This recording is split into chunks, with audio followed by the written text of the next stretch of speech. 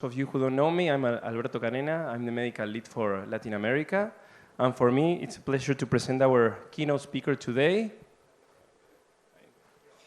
Jeff Goldsmith. So Jeff, he's the president of Health Futures Inc. and one of the public health sciences professor at the University of Virginia in Charlottesville.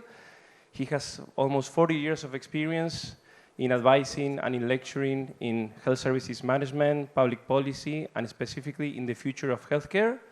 He has lectured in several US universities and really important places, and also he has written articles such as in the Harvard Business Review and Wall Street Journal. So Jeff is going to share his experience about the future of healthcare. And Jeff, a warm welcome to Latin America. Hope you're having a great time, and we're really happy to have you here.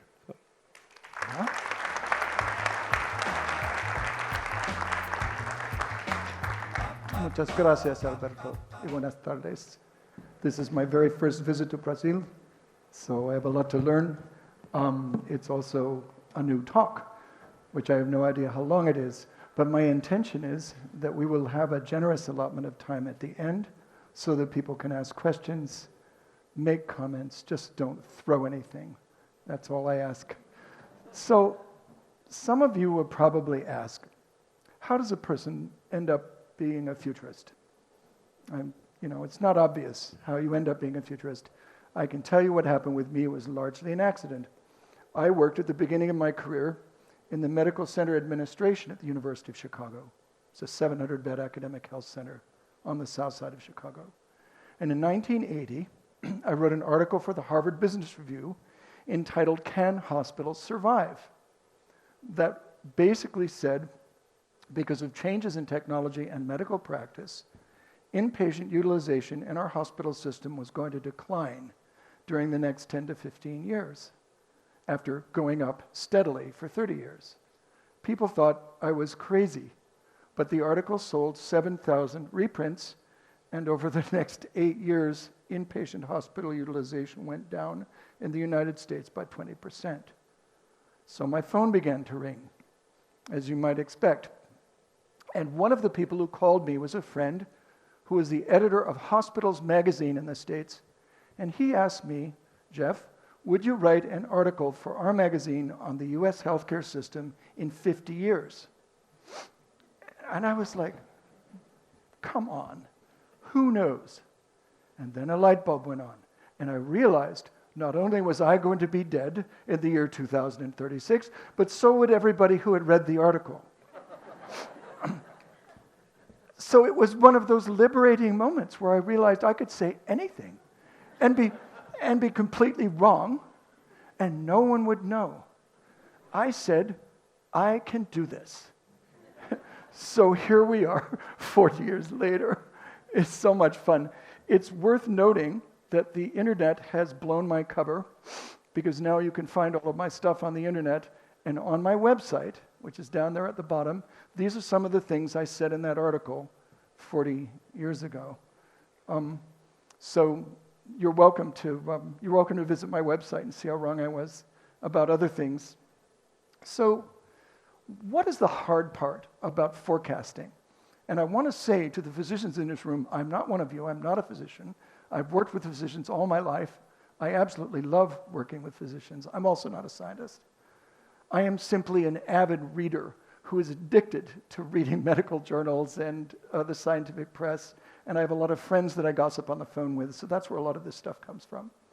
The hard part of predicting the future isn't whether something's going to happen, but when it happens. That's the hard part. So when Rosh said, talk to me about 2030, I'm like, uh-oh. That's the first step towards being wrong. My friends at the Gartner Group, and Gartner, for those of you that don't know them, they're a consultancy that specializes mainly in information technology. And people hire them to figure out what technologies to invest in. So is this technology real? Is it useful? Is it going to return my investment for me to get involved in it? Those are really great questions. And the Gartner Group has created something called the hype cycle. How many of you have heard of Gartner's hype cycle?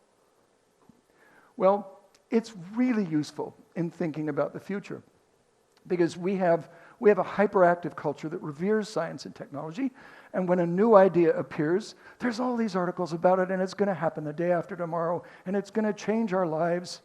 And there's this huge surge of interest in it.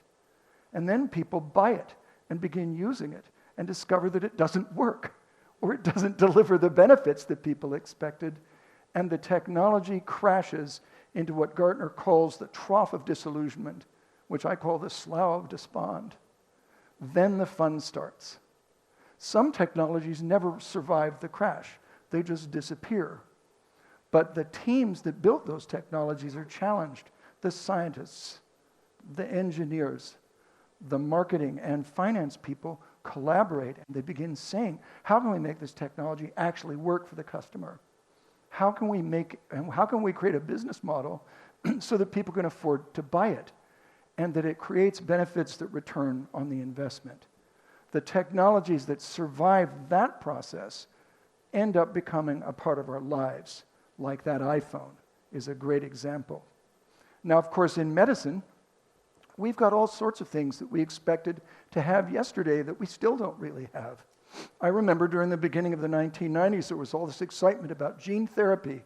Oh my Lord, we can edit the human genome.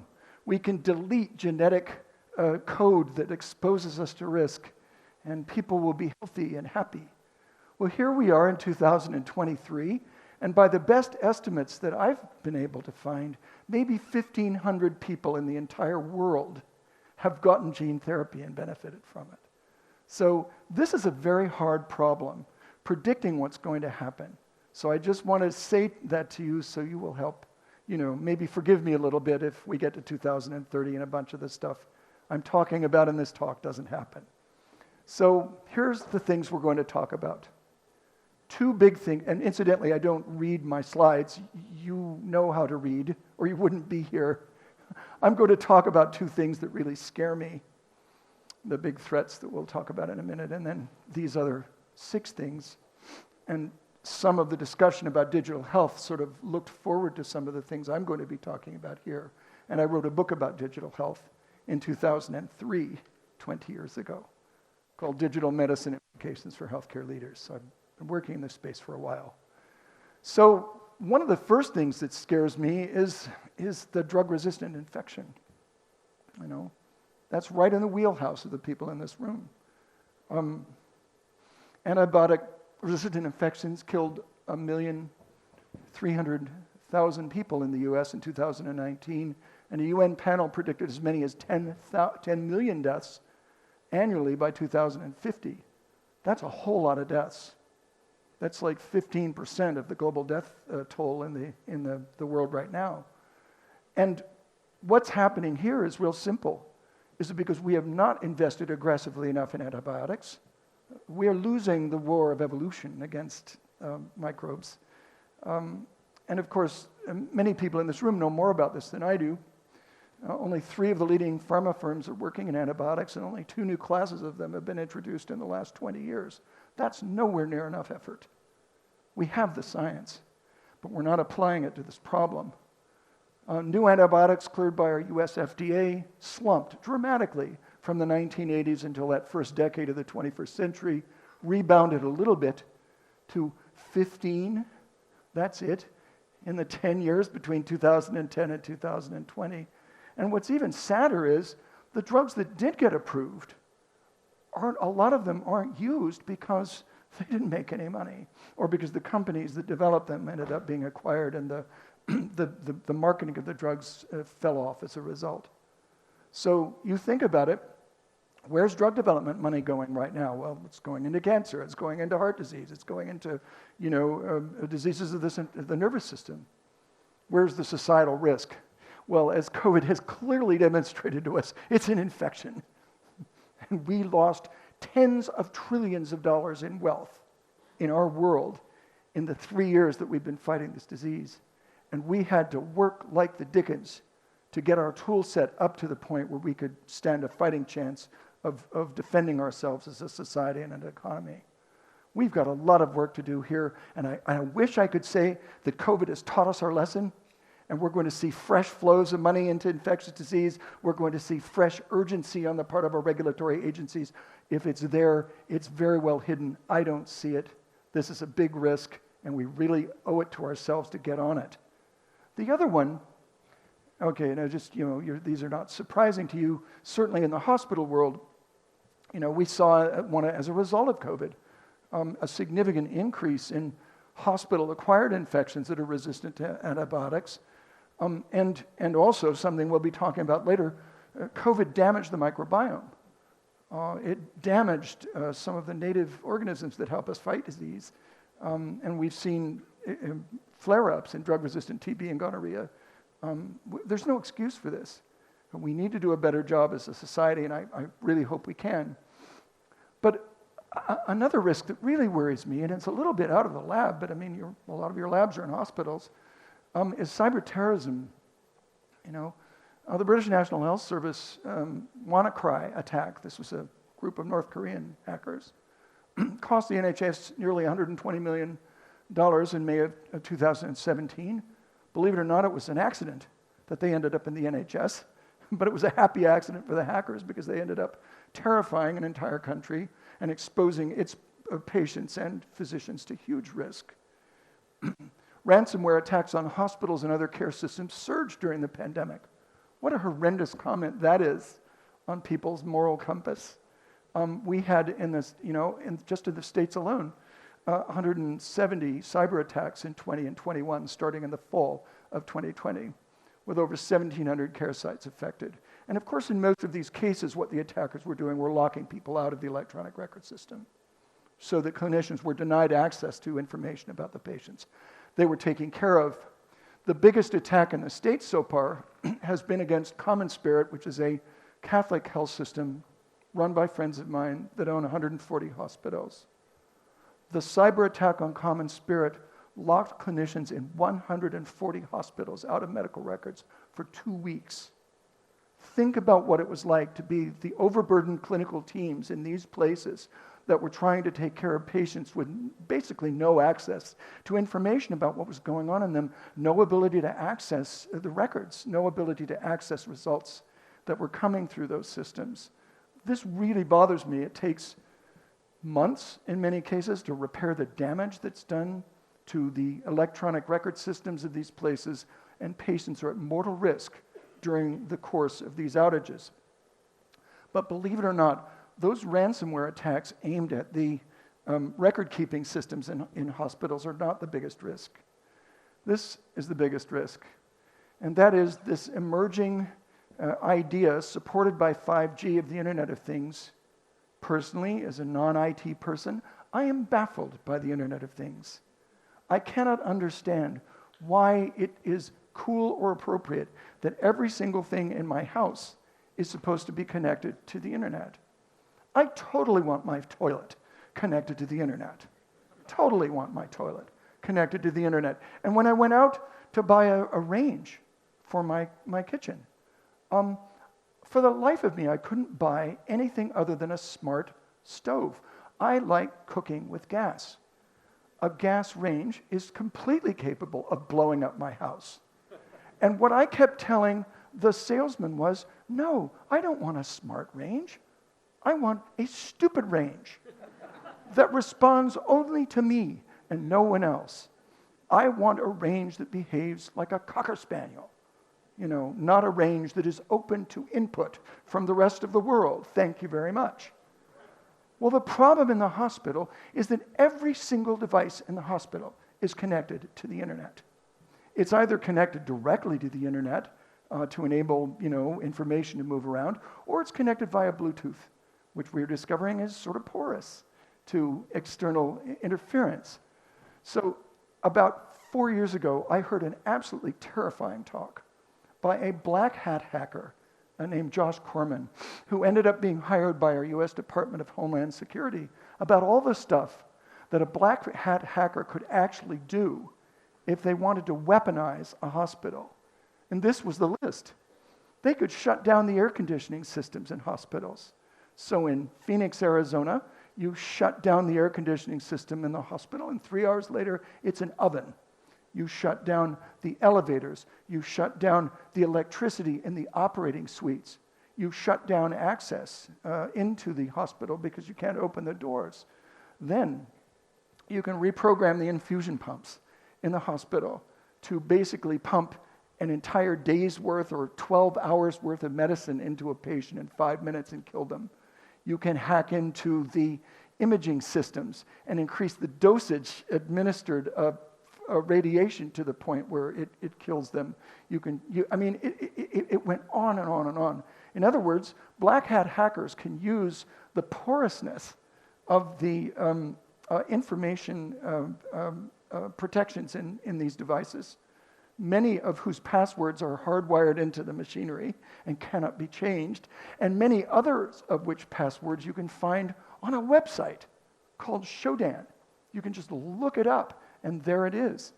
So, to me, plugging these gaps and figuring out how to make our devices safer and our institutions safer is a really high priority, because if we have learned nothing else from the war in Ukraine, it is that the hospital is no longer sacred. It's not like the hospital is going to be left alone, or people wouldn't have attacked it during the pandemic. In Ukraine, estimates are that as many as 200 hospitals have been shelled by the Russians, and as many as 17 of them completely destroyed, including with the patients in them. So these are the two things that scare me. I think we can do things about both of them, but it is going to require a far greater level of urgency on the part of policymakers to get our act together and to manage these completely predictable risks. So let's talk about the good things and the things that I think we can take advantage of and leverage as we move forward to 2030. Digital health is certainly one of them. I think that there are elements in the digital health tool set that are going to become indispensable to us as we move through the balance of this decade, and that the COVID pandemic really helped us understand how important they really were. And these are the four that I think are of greatest interest. The mother of all use cases for telehealth was this pandemic. Because when we shut down when we basically locked everybody up in March of 2020, people couldn't physically meet with their doctors anymore. They couldn't come into the hospital emergency rooms because they were full of COVID patients. So we saw this absolutely explosive surge in the percentage of visits with physicians that took place virtually, either by phone or by internet connection to people's computers or cell phones. So, from 0.1% of all the visits of older people in our health system to 5.3% in just 2 months. It was this astonishing surge. And what's really interesting is a lot of hospitals and health systems and even large physician practices had set up digital access, and with limited exceptions, no one was using it. Well, all of a sudden, there was no other way to get access to your doctor, and utilization exploded. Which led our friends at McKinsey to a notorious estimate of the total addressable market for telehealth in the United States of $250 billion. To put that in perspective, that's about 20% of total US health spending. At the time they made the forecast, we were spending maybe $5 billion. So this was a 50-fold expected growth in the volume of telehealth activity in the country in a sort of in undefined period. That is clearly not happening. And after that explosive growth, in the beginning of the spring of 2020, we've seen a significant fall off. I can tell you that curve continues on downward. I have not seen the published data, but I know from my physician and hospital friends that utilization is continuing tailing off. But it is still significantly higher than it was before this pandemic. And some of the other things that we learned, 45% of the visits in that surge were one-time only, once and done. And then another 30-some-odd% were less than 5 visits. So it was clear that this was an adaptation to an emergency of access rather than a secular shift in how physicians communicated with patients and vice versa. The other thing that we learned, it's kind of difficult to read this slide, but you will all get copies of this if you wish. It'll be on the meeting's website, is that something like 90% of those digital visits were with providers that the patient already knew. So they were a continuation of established relationships more than it was somebody just calling up a website on a cell phone and saying, I'd like to speak to somebody about my cancer. That isn't the way it worked. Finally, and this is great news in the behavioral health world where there are tremendous unmet needs everywhere in the world, but particularly in our country, is that an increasing percentage of those visits are in behavioral health. So on this graph here, as much as 60% of those total health visits were with mental health professionals. This is super important. It's something that is likely to continue and may provide a solution to the entirely predictable problem of access that people are going to have to mental health professionals as the older mental health professionals that are the dominant providers of that care, at least in our country and in Western Europe, retire and are not replaced. So I think there's a lot of upside here for the society. Artificial intelligence. Those of you with long memories will remember that HAL 9000 was the computer that went crazy in Stanley Kubrick's famous movie 2001, A Space Odyssey. The humans ultimately prevailed, but it took a scary amount of work and a scary spacewalk to do it.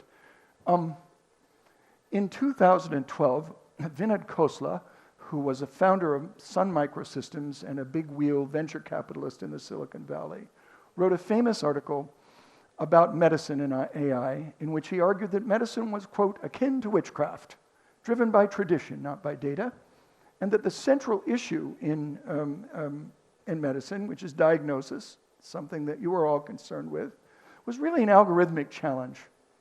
That if we master this art, 80% of physician care is unnecessary. We can just send them off somewhere. And that medical diagnosis is easier than the self-driving car. What a wonderful forecast. Of course, that was a piece of cake, right? The self-driving car is still a fantasy in search of a business model. And then, of course, IBM's debacle with Watson, where they attempted to create a decision support system for oncology by collaborating with Memorial Sloan Kettering and other cancer centers in the United States, and completely, abjectly failed and sold off the division last year. The venues that I watch that I think where there really is going to be change is in healthcare claims management and revenue cycle, robotic process automation of routine administrative tasks that waste clinician time, and also in radiology and pathology, the two clinical disciplines that are central to the diagnostic process. I can say the first one is something that's unique to the United States. If you talk to your colleagues in North America, they will tell you that they are spending more than half their time typing and documenting, and that the documentation burden that our health insurers have imposed on them is requiring them to take their work home and work as many as 2 to 3 hours after dinner to catch up. This is complete insanity. I don't know anybody in our federal government or state governments that defends this practice. But the reality is reducing the administrative burden on clinicians is one of the ways that we can save ourselves from what is clearly going to be a significant shortage of physicians of all stripes, diagnosticians, surgeons, whatever, when the large baby boom generation of clinicians retires, as a significant number of them did during COVID, and a lot of the rest of them are ready to go. Radiology and pathology image interpretation and robotic process automation to improve clinical productivity are a really big deal. That is one of the things that really impressed me about Rush. You've created a solution set called Navify that is intended to improve clinician workflow through tumor boards and enable pathologists to make more efficient use of their time, where it isn't just the instrumentation, but the flow of information back to patients that really matters. There's a huge opportunity here. But the other thing that's happening in this space that's really exciting, I wrote a book about the radiology part of this a decade ago called The Sorcerer's Apprentice, How Radiology and Imaging Are Changing Healthcare, is that we're going to see dramatic advances. We're already seeing them in the use of AI and image interpretation, both in diagnostic imaging and in pathology. Those of you that follow this field closely probably saw Microsoft's investment in a really promising startup in digital pathology called Paige that was spun off from the Memorial Sloan Kettering Cancer Institution in New York, which is taking advantage of access to the digitized 25 million slide set in the pathology department at the university, at Memorial Sloan Kettering, and that is being helmed by the chair of pathology and the head of medical technology for Sloan. The technology has so far produced FDA clearance for essentially an intelligent slide viewer for prostate cancer, that in the trial, and data from 150 institutions, was discovered that they could reduce the number of false negative findings by 70% and the number of false positives by 27%, and improve diagnostic efficiency and accuracy by 7 full percentage points. This is incredibly exciting. It's the first FDA clearance of an AI-assisted pathology device, and I think is at the beginning of a widening front of technological innovation in your space that has the potential for dramatic improvements in the efficiency and productivity of our pathology workforce. And I think it is certainly the case in radiology. AI will not replace radiologists or pathologists. What it is going to do is dramatically reduce the amount of wasted time that people spend searching through records and basically focus the clinician's attention on the handful of findings that are crucial in determining the status and trajectory of the patient. So I think it really is the case. It won't replace radiologists or pathologists, but radiologists and pathologists that have access to and use AI tools will replace those who do not. M-Health, that is health delivered through a cell phone, is also at Gartner's peak of inflated expectations. I love the little baboon guy here. Eric Topol, who is a brilliant cardiologist from the Cleveland Clinic, wrote a book, notoriously now, in 2014 called Doctor, the Patient Will See You Now, that confidently predicted that in a very near future, patients will be able to diagnose themselves with a cell phone. And they showed what was happening in 2014 is clear now, that ultrasound, which is a crucial diagnostic tool, is basically now an iPhone app. You can download all the image processing software as an app, and you can plug the transducer into the bottom of the phone, and bingo, you're in the ultrasound business. But those of you that have played around with an ultrasound know that it is incredibly difficult to use. And a cancerous lesion could disappear in just a little flick of a wrist. So there's a tremendous amount of subtlety and sophistication to this tool.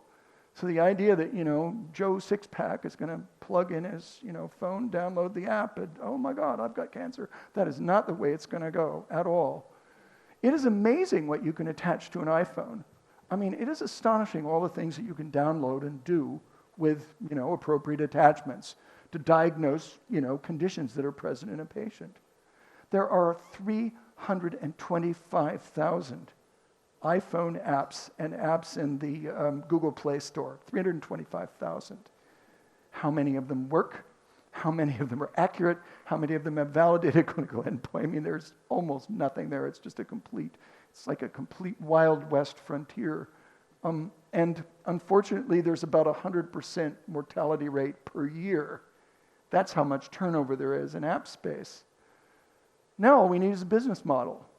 I mean, it's one thing to be able to attach all this stuff to an iPhone. It's quite another to be able to actually produce defensible clinical results and be paid for it. One of my friends at the Harvard Business School, Regina Herslinger, who is probably the leading scholar of entrepreneurship in the business community, wrote a marvelous article in the Harvard Business Review in 2006 called Why Innovation in Healthcare is So Hard.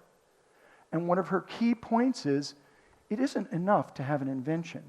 You also need a business model that enables people to access that invention that, by the way, generates enough revenues to pay back the cost of investing in the technology in the first place. That was the joke about the digital health boom that took place during COVID, because at the peak, there were, just in the US alone, 11,000 digital health companies. 11,000 of them, a significant number of which were trying to deliver their product through the iPhone. And very limited evidence that any of their stuff actually worked. So it's not just, is it a cool idea? Is it a business? That is a complex question. And the ability of a company like Roche to use its decades worth, more than a century worth of experience to answer the business question. Is it not just a business model for them? Is there a business model for the user that return the money and time that you invest in getting to know a technology and applying it to helping your patients? Now, here's a great example. There's a lot of buzz in our world right now about remote patient monitoring and on-body or in-body scanning of physiological indicators. It is clearly technologically possible to generate data feeds real time that reflect the actual status of the organism and that give people indications that there might be a problem. You know, I call it OnStar for people, which is OnStar is General Motors, real-time diagnostic, that it would tell General Motors that there was a problem with a car. This slide is 17 years old. I built it for a talk in 2006, and we still don't have a business here. That's not to argue that there isn't a business, but we haven't found it yet because we can't figure out who's willing to pay for all those data feeds and actually act on the basis of the information. So this is simply another version of the problem that some of you were talking about in the discussion a little bit ago, and I think was really helpful in preparing for this talk. In the United States, we have probably the leading source of technological innovation in healthcare is our Defense Department. Who knew? But we have something called the Defense Advanced Research Projects Agency that officially is spending $400 million a year on medical technology development. They're doing it because their client, the Defense Department, wants to use tools, and that $400 million isn't being spent developing the products. It's spent trying to figure out if the technology actually works, and it's worth it for the private sector to actually invest in the technology. That is one of their investments. That is a drone that fits on the fat part of your thumb, and that I think can actually inject something into people. It's sort of scary stuff. So when you saw the Defense Advanced Research Project Agency investing $150 million into fighting sepsis, you knew that there was a problem here, and indeed there is, because a lot of American soldiers are sent, God help them, to places where medical care is inadequate and where there's a lot of infection risk. Sepsis kills 11 million people in the world every year. That was a big surprise. That was in Nature. The journal Nature has essentially a surveillance of death, of causes of death project, funded in part by the Gates Foundation. 1 in 5 deaths in the world every year is associated with sepsis. Of course, some of those drug-resistant entities were at the root of it, we talked about earlier. 85% in low-income countries, lower middle-income countries, a significant fraction of whom are, it's no surprise, south of the equator. 2 out of every 5 of those deaths is in children, believe it or not. So this is a big target. That DARPA project invested in grants to the Wyss Institute at Harvard, and an investigator, Donald Ingber, discovered mechanisms of removing pathogens and the toxins that they shed from blood through a filtration process in 3 to 4 hours. They originally wanted to use microbeads. What they did is they bound an immune system substance called mannose-binding lectin to microbeads, magnetic microbeads that you could pull out of the blood. When they realized that was too cumbersome, they simply repurposed the filtration systems in dialysis and put that immune system agent into essentially a dialysis filter that was capable not only of removing threatening pathogens from the body, just as the immune system would, but also the toxins that they shed. Believe it or not, many of our medical centers, and I suspect some of yours, use the very same types of filtration systems to pull COVID out of the body. So it isn't just large single-cell organisms, but viruses that are potentially amenable to this type of filtration. This is really exciting stuff. I mean, I talked to my friends at the University of Virginia. A third of the people in their ICUs are there because of sepsis. And by the time someone gets to septic shock, there's a 50% death rate. So the ability to have a technology that can filter pathogens and the toxins that they shed out of the blood could dramatically further reduce inpatient hospital use and dramatically reduce the cost in health systems of taking care of those folks. And I believe the Defense Department envisioned that they'd have medics in the field that were capable of doing this as well, that you would see this filtration technology migrating into ambulances, not just be of use in ICUs. There is a robust amount of market activity in this space. There are some of these blood filtration folks that are focusing on removing the cytokines from the blood that are responsible for the cascade of immune reaction that those pathogens create. Others are focused on the pathogens themselves. This is an area that I think we are going to see rapidly commercialized. It's going to save hundreds of thousands of lives and a lot of money.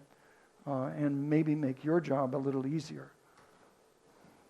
To shift gears a little bit, schizophrenia, a terrifying mental illness that emerges in adolescence, that affects 24 million people worldwide, 3.5 million or so in North America. We've been throwing drug development money at this disease for 40 years without really finding something that works. And a big problem was we didn't really have a model for what the disease was. But we do now. An investigator also at Harvard at the Broad Institute named Stephen McCarroll discovered a genetic marker that affects the immune system that is deranged during the process of normal adolescent brain development. It's incredibly exciting. I mean, I had no idea that the immune system played a role in adolescent brain development in the first place, but it does. Because what happens in adolescence is adolescent brains develop faster than the functional capacity of the brain, and there are a lot of synapses that are not effectively being used. And what happens in normal adolescent brain development is that those are targeted by a tagging system that deposits a substance called C4, complement 4, onto underutilized synapses that are then destroyed by the microglia in the brain. Oh, it's like an autoimmune process, where that tagging, results in microglia attacking and destroying the underutilized synapses in the brain. What happens in schizophrenia? Because of a defect in the genes that encode for C4 is that the brain is flooded with this tagging mechanism. And as a consequence, the immune cells inside the brain maim the brain and destroy far more than merely the underutilized synapses, but many crucial parts of the brain that form a person's personality. The process is called synaptic pruning. The idea that that's a normal biological process by which we maintain, the integrity of the brain that goes awry in schizophrenia and is caused, and because of excessive pruning, does permanent damage to the brain. There are therapeutic options that have been created by this. The idea that we now have a genetic target for drugs to fight this disease. Certainly a genetic test will be created to find the anomaly in that gene that encodes for C4 that exposes young people to potential risk of schizophrenia. There's an opportunity for a vaccine development. Perhaps mRNA technology can be repurposed to focus on this risk, or we can develop some type of therapy that attempts to normalize the amount of C4 in the adolescent brain so that the patient is not permanently damaged, and unfortunately limited options for people that already have the disease because the damage is more or less permanent. One other area that's really exciting is this emerging discovery of how important microorganisms are to our health and stability of our organ systems. The human body is really more like a Star Wars bar scene than any of us realized. It's more like a condominium for critters than it is some type of unified organism. More than half our cells are non-human. More than half our cells are non-human. So this idea that the role of the immune system was to distinguish between self and other, there's a whole bunch of other inside every one of us. Trillions of cells that wouldn't be there if they did not confer an evolutionary advantage on us and help us be healthy.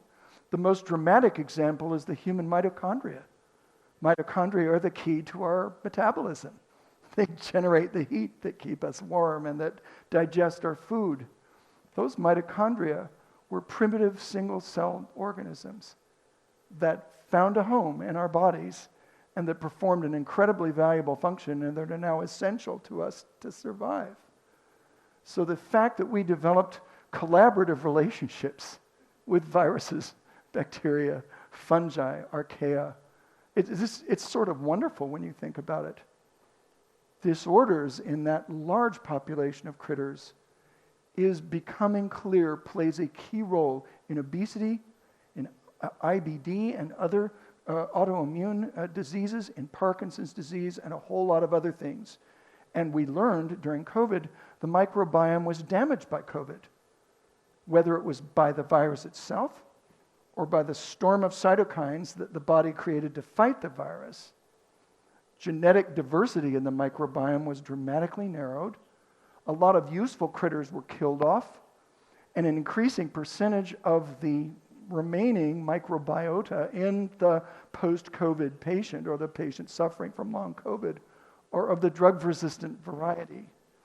So there's an incredibly exciting diagnostic opportunity here. What role will assays of that microbiome play in that 2030 health assessment? There's all sorts of data feeds here. I mean, technically the term microbiome refers to the genetic contribution of all of those critters to our overall human genome. But there are also outputs, there's a transcriptome that is critter-based. There's all the proteins that they help create. There's the results of their activity in living inside our body.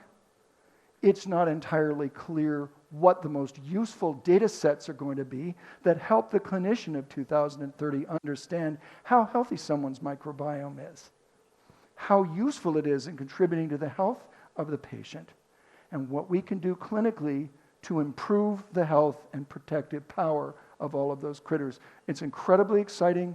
It's sort of come out of nowhere, but each passing month gives us fresh evidence that if we can figure out how to bring some sense to that strange Star Wars bar scene inside our body, we've got whole realms of therapeutic potential available to us. Finally, a new front in the war on tropical disease. I don't have to tell the people in this room how much risk there is in the southern half of our world from mosquito-borne illness. And it's not just malaria, it's dengue and chikungunya and Zika. I mean, there's just this whole array of mosquito-borne diseases. And I mean, the traditional approach to dealing with these these risks is spraying toxic chemicals on thousands of acres of potential breeding grounds, trying to dry up breeding sites, getting people to have bed nets so that the poisonous critters don't bite them, public health surveillance, and really frustrating drug therapy for these incredibly difficult to manage diseases.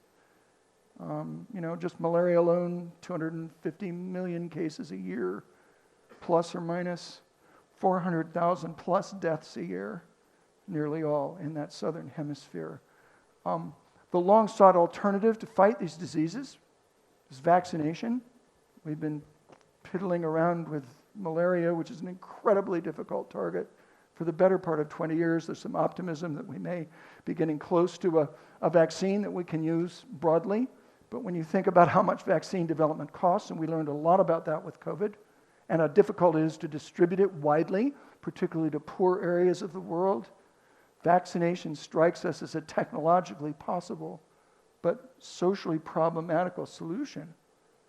But the gene editing technology, CRISPR, has provided us with a potentially exciting and scary alternative, which is something called the gene drive.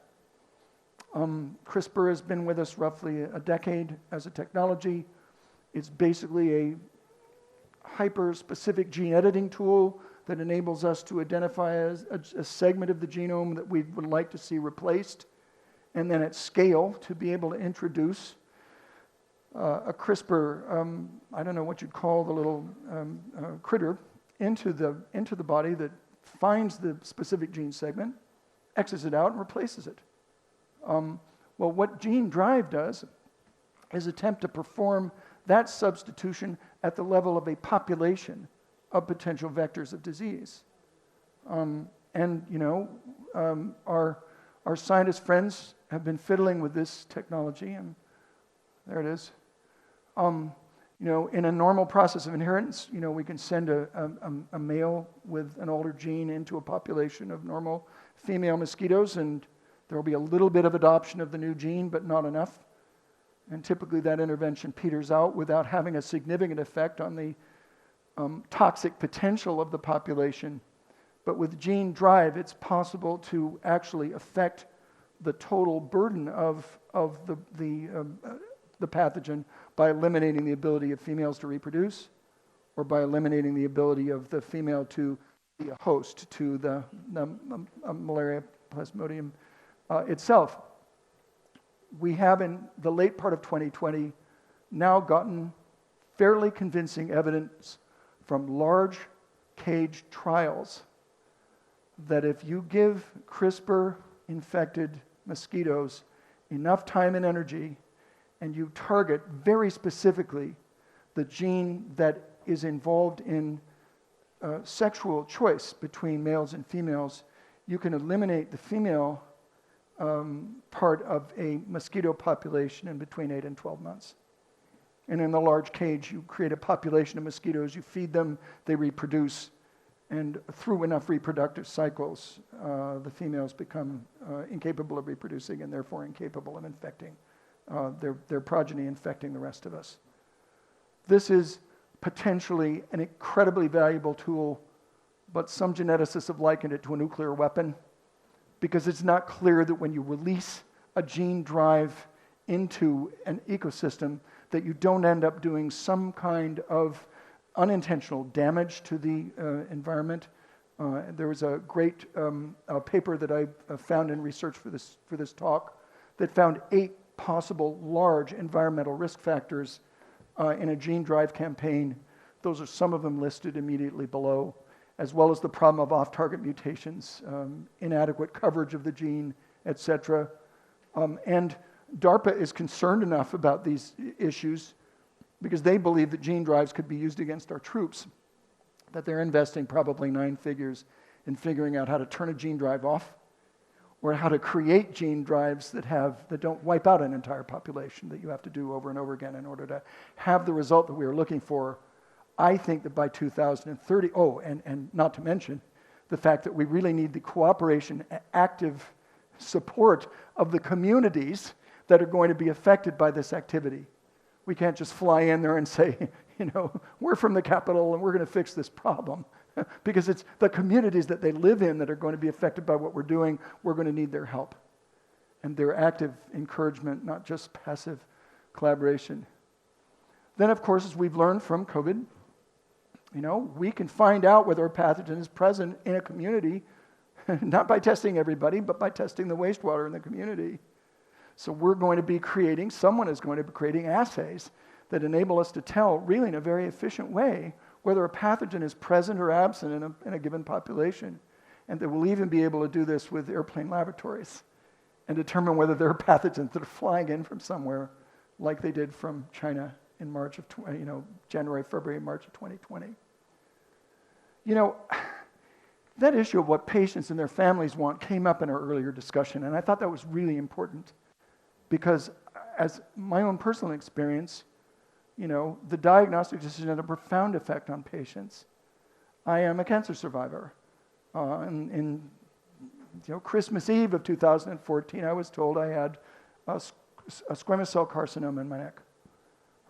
And after a little bit of poking around, I got a diagnosis of stage 3 squamous cell carcinoma of the head and neck with an occult primary. They had no idea where the actual primary tumor was, but since it wasn't lymphoma, it was clearly coming from somewhere else. It took a month to find that primary tumor, and it was nestled right up against my vocal cords. Not good for my business to lose my vocal cords. So all I can tell you about that experience is the diagnosis. I mean, the initial diagnosis was the most terrifying thing I've ever experienced. It was like looking down the barrel of a shotgun. And the fact that someone could tell me, here's exactly what it is, here's the type of virus that caused it, it was HPV-16, and here's what happened to the last 10,000 patients that got this disease, here's the pathways they're followed, here's what we're going to do with your permission, took a huge amount of the fear out of that process. So I have experienced the results of effective diagnosis personally. It made a huge difference in my life. It also didn't feel to me like it was time to go. And I can tell you with 8 years worth of hindsight, I was really grateful for that insight. You think about what all the patients that hit our health system are feeling at the same time. You think all the diversity in their backgrounds, in their values, their station in life, their wealth, their microbiome, all the rest of it. They all have something important in common. They're scared. Something is happening to them that is mysterious and beyond their control, and they put themselves in the hands of the care system because they trust that you will figure out what it is and do the right thing. So I know personally how important that diagnostic process is because it had a profound effect on my life and made it easier for me to kind of function. And maybe with a little bit less fear, I'm 8 years post-op and grateful to be here with you. Just a couple of things, and then we'll turn the floor over to y'all, as they say in the South. Those of you that are interested in the whole bioterrorism, in the cyber terrorism thing, David Sanger wrote an incredible book called The Perfect Weapon about the actors in cyber warfare and the history of the use of this extraordinarily destructive tool. It's written in English. You don't need to have IT background to understand what's going on. And it's really interesting. It's like a whole new dimension of conflict among nations and among terrorist groups. And Matthew Cobb's marvelous book, As Gods, which talks about genetic engineering and the biotech world and asks really important questions, not is it possible to do something, but why should we do it? And what's the potential benefit to the society? Thank you all for your attention and for having me here. I really appreciate your invitation.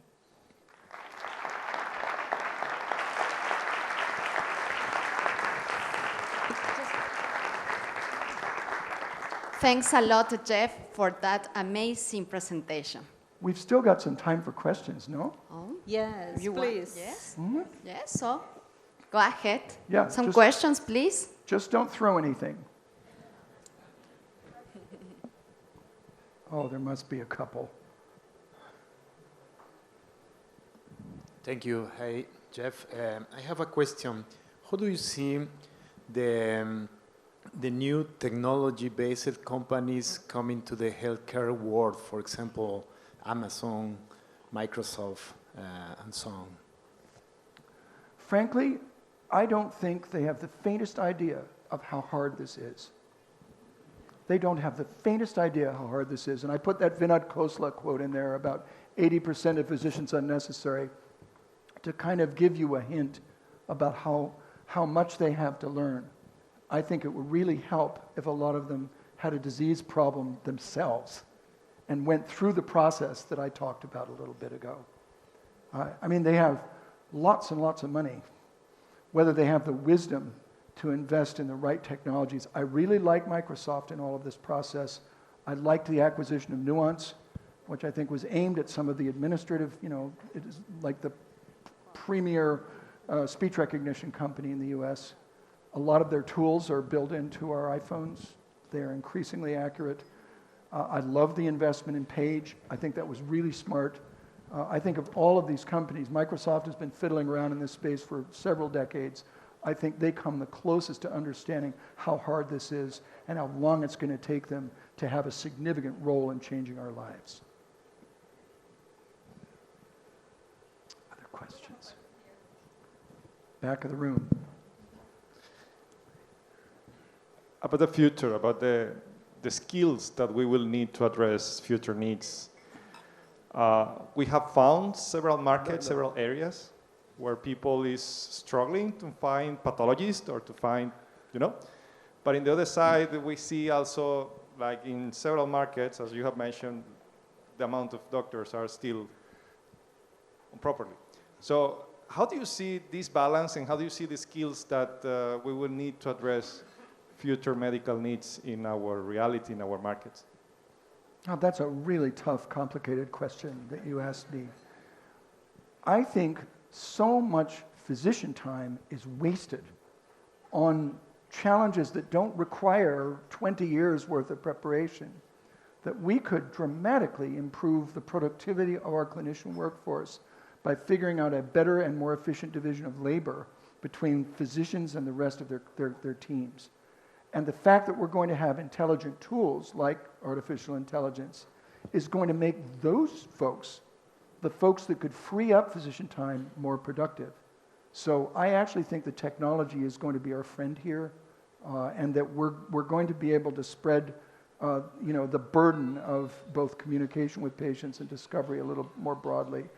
Whether we're going to be able to do enough of that to offset the damage that will be done to access by all those baby boom docs retiring is another question.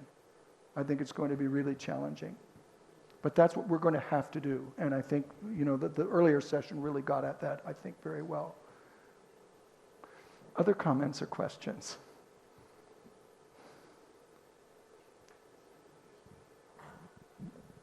Mm-hmm. We got one.